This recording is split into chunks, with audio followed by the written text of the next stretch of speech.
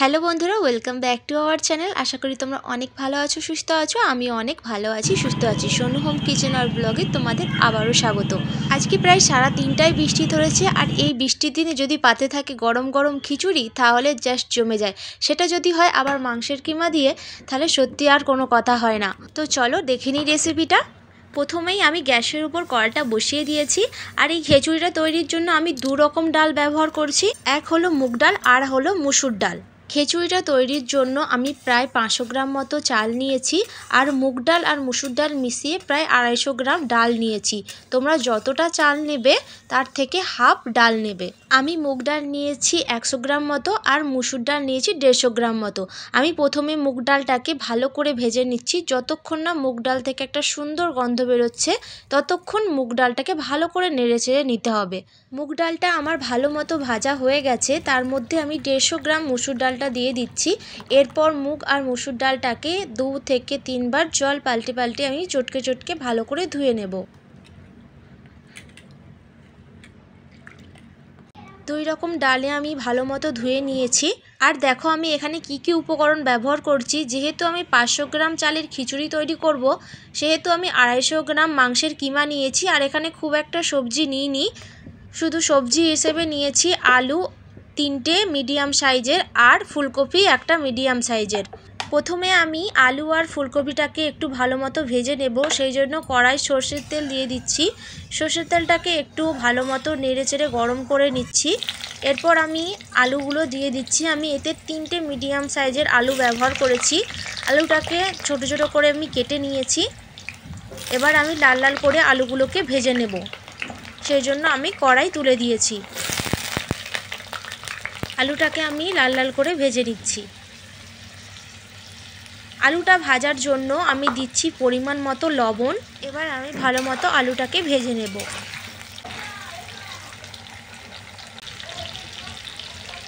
আলুটা আমার লাল লাল করে ভাজা হয়ে গেছে। এবার আমি একটা পাত্রে আলুটাকে তুলে নিচ্ছি। দেখো আমি আলুটাকে প্রথমে লাল লাল করে ভেজে নিয়েছি। এরপর আমি ফুলকপিগুলোকে একটু ভেজে নেব, সেই জন্য আমি ফুলকপিগুলোকে দিয়ে দিচ্ছি।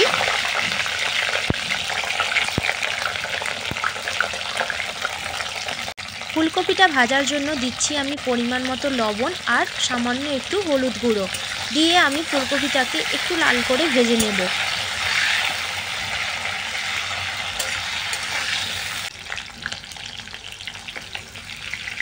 ফুলকপিটা আমার লাল লাল করে ভাজা হয়ে গেছে। আমি এবার ফুলকপিটাকে তুলে নিচ্ছি। ফুলকপিটা ভাজার পরে যে তেলটা রয়েছে, ওই তেলটা দিয়ে আমি মাংসটা ভালো মতো কষিয়ে নেব। সেই জন্য আমি আবার তেলের মধ্যে দিয়ে দিচ্ছি 2টো তেজপাতা আর 2টো শুকনো লঙ্কা। তেজপাতা এবং শুকনো লঙ্কাটাকে আমি একটু তেলের মধ্যে নেড়ে চেড়ে নিচ্ছি। আর আমি এখানে 3টে মিডিয়াম সাইজের পেঁয়াজ কুচিয়ে রেখেছিলাম, পেঁয়াজ কুচিটা দিয়ে দিচ্ছি তেলের ওপর। পেঁয়াজটাকে আমি একটু বাদামি করে ভেজে নেব, সেই জন্য পেঁয়াজটাকে আমি খুন্তির সাহায্যে একটু ভালো মতো নেড়ে চেড়ে নিচ্ছি, দেখতেই পাচ্ছ।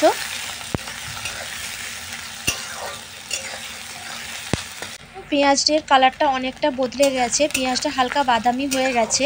এরপর আমি ধুয়ে রাখা 250 গ্রাম মাংসের কিমাটা ওর ওপর দিয়ে দেব।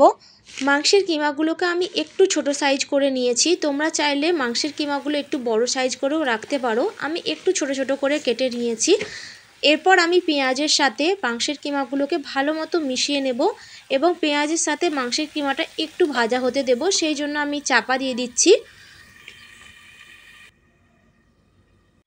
প্রায় 2 মিনিট পর আমি চাপাটা খুলে দেখো কতটা মাংসের কিমা থেকে জল বেরিয়ে গেছে।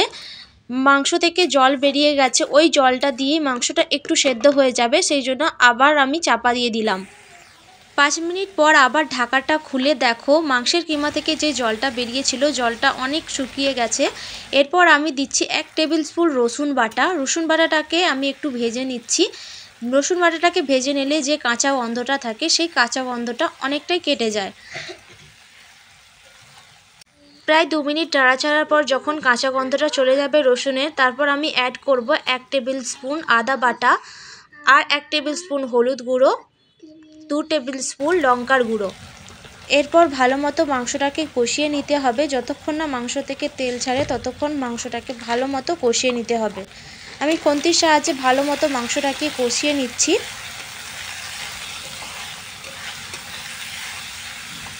আমি যেহেতু গুঁড়ো মশলাগুলো অ্যাড করেছি, যেহেতু গুঁড়ো মশলাগুলো যাতে না পুড়ে যায় সেই জন্য আমি একটু হালকা জল দিচ্ছি।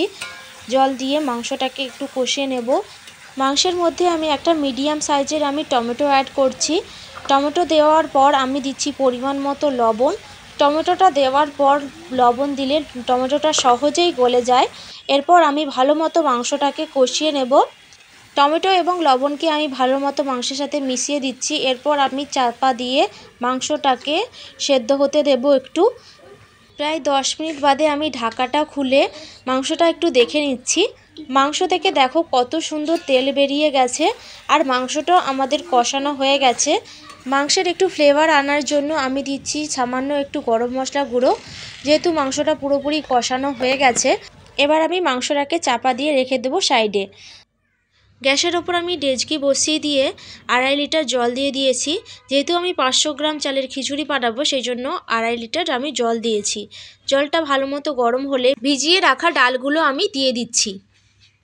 আমি 500 গ্রাম চালে প্রায় 250 গ্রাম ডাল ব্যবহার করছি, মুগ ডাল আর মুসুর ডাল মিশিয়ে। আমি 500 গ্রাম চাল ভালো করে ধুয়ে নিয়েছি। এবার আমি চালগুলো দিয়ে দিচ্ছি।